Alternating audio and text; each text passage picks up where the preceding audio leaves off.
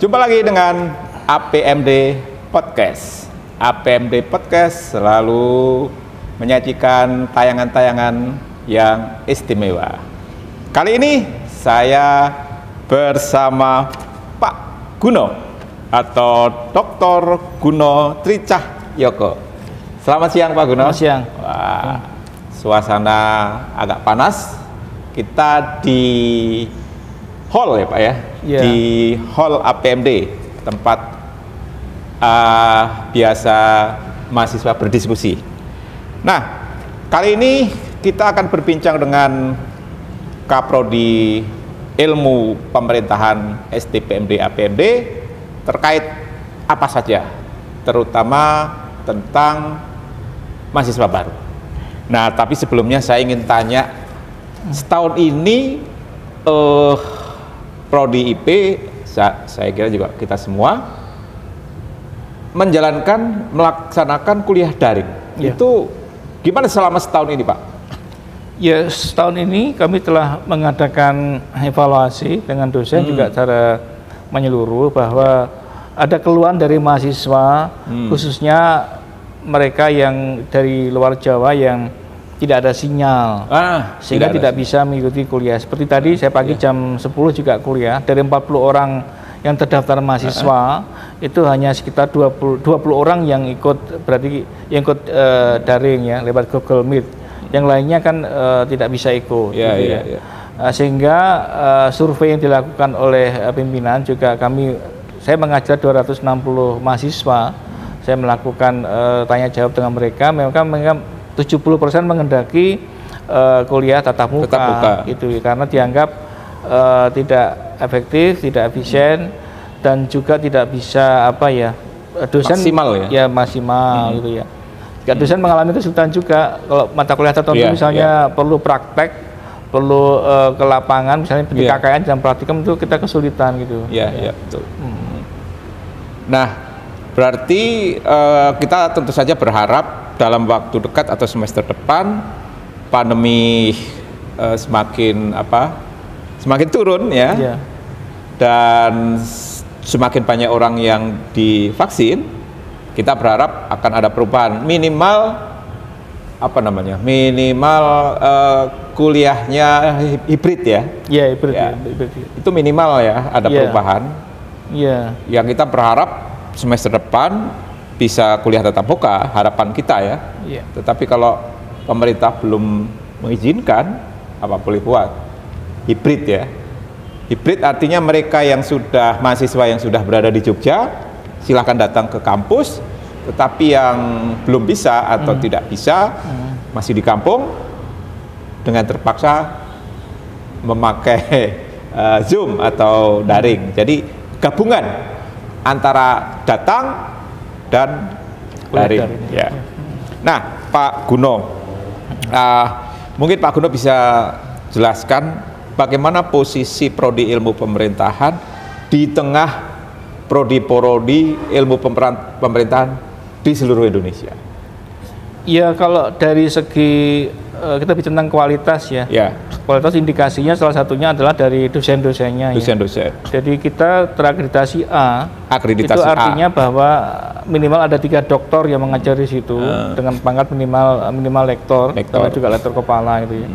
Sementara kita di S1 ini saya hitung ada 7 doktor ya yang mengajar, sehingga dari segi kualitas kita tidak kalah, karena terbukti juga bahwa yang terakreditasi A dari 120 perguruan tinggi yang memiliki ilmu pemerintahan itu hanya sekitar 11 atau 12 sehingga sekitar 10%-an ya, masih kurang gitu ya.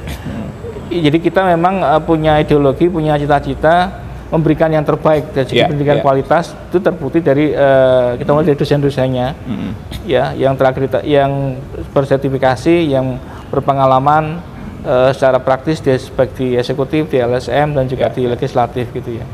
Nah, selain yang tadi sudah diceritakan Pak Guno, kira-kira keunggulan lain apa Prodi IP sehingga para calon mahasiswa kuliah di Timoho ini? Ya, kami mengusung mazhab atau aliran yang dinamakan dengan mazhab Timoho. Nah, mazhab Timoho ini yang membedakan kita dengan perguruan tinggi yang lain yang ada ilmu pemerintahannya gitu ya. Khususnya kami mengusung bahwa mazhab Timoho ini intinya kan kita memuliakan rakyat, memuliakan desa itu. Bahwa ilmu pemerintahan itu perspektifnya harus melayani rakyat, melayani desa. Sehingga kita memiliki konsep atau paradigma ada 5 yang kita kemukakan, yang kita ajarkan kepada mahasiswa. Yang pertama adalah government. Government itu mempelajari tentang rakyat, tentang pemilu, tentang kaitan dengan civil society, tentang desa dan sebagainya, itu ada di dalam mata kuliah government itu. Lalu yang kedua adalah governing. Perbuatan pemerintah. Pemerintah itu kan diberikan wewenang oleh rakyat, dipilih oleh rakyat melalui pemilu. Dia membuat aturan, membuat regulasi yang juga mengikat. Nah, itu ada tindakan-tindakan masyarakat yang kita pelajari di situ. Lalu yang ketiga adalah governability atau governabilitas, itu kapasitas atau kemampuan pemerintah. Itu mempelajari tentang bagaimana pemerintah itu melayani masyarakat, khususnya sekarang ini kan COVID, bagaimana negara itu hadir di dalam kondisi saat ini. Ada juga negara yang bangkrut, negara yang defisit lah, itu yang kita pelajari dalam konteks di mata kuliah di governability ini ya. Lalu yang keempat tuh governance atau tata kelola pemerintahan, itu sudah ada dalam kurikulum kita. Yang terakhir yang baru itu adalah selain governability, yang terakhir adalah governmentality. Governmentality itu adalah kita bicara tentang taktik, bicara tentang kritik terhadap kebijakan-kebijakan pemerintah. Misalnya saat ini pemerintah dalam hal ini Kemendes menerapkan Sustainability Development Goals, ada 18 program di sana. Nah, ternyata saya membuat penelitian di 2 bulan di Desa Wonokromo, Bantul. Mereka mengeluh sekarang, bahkan seluruh Indonesia mengeluh karena pada saat mereka mengadakan pendataan, mengunggah data dashboardnya bermasalah itu. Dampaknya apa? Dampaknya nanti program itu akan tertunda dan belum tentu bahwa program itu bisa mensejahterakan, mengangkat harkat masyarakat yang miskin itu.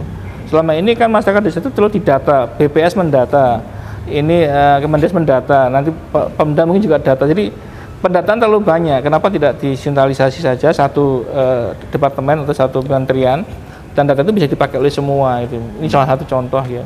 Nanti kita mengkritisi akan hal-hal itu perspektifnya pada perspektif governmentality gitu ya. Gitu ya.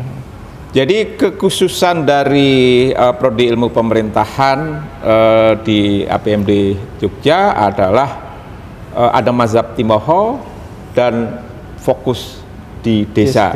Namun demikian banyak alumninya tersebar kemana-mana. Antara lain kemana aja Pak? Alumni kita ada yang menjadi kepala daerah, bupati, wakil bupati, ada yang menjadi staf kepresidenan, ada yang menjadi anggota DPRD di kota dan juga di kabupaten kota, ada yang menjadi aktif di LSM, ada yang di organisasi seperti KPU, Bawaslu, ada juga menjadi jurnalis. Ada juga yang wira swasta. Jadi kita tersebar di berbagai macam tempat. Gitu ya. Ada juga menjadi ketua ormas besar di Jogja, di Indonesia. Sekarang itu salah satu alumni dari APMD gitu ya. Baik, ternyata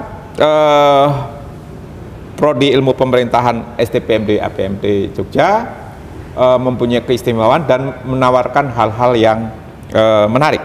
Nah, terakhir Pak Guno, silahkan ajak mahasiswa atau calon mahasiswa untuk mendaftar ke APMD khususnya prodi ilmu pemerintahan.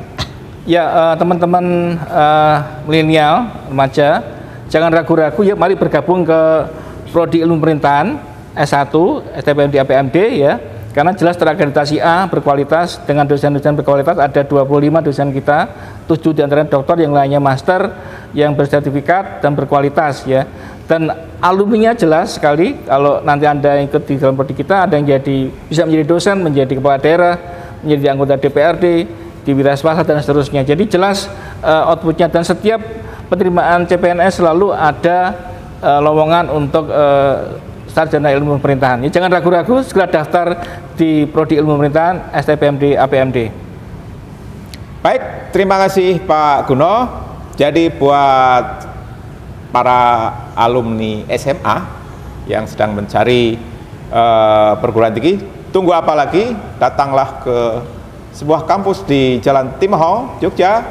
Silahkan ke prodi ilmu pemerintahan STPMD APMD Yogyakarta. Sekali lagi terima kasih Pak Guno, dan terima kasih juga buat semua yang menyaksikan tayangan ini. Sampai di sini. APMD Podcast.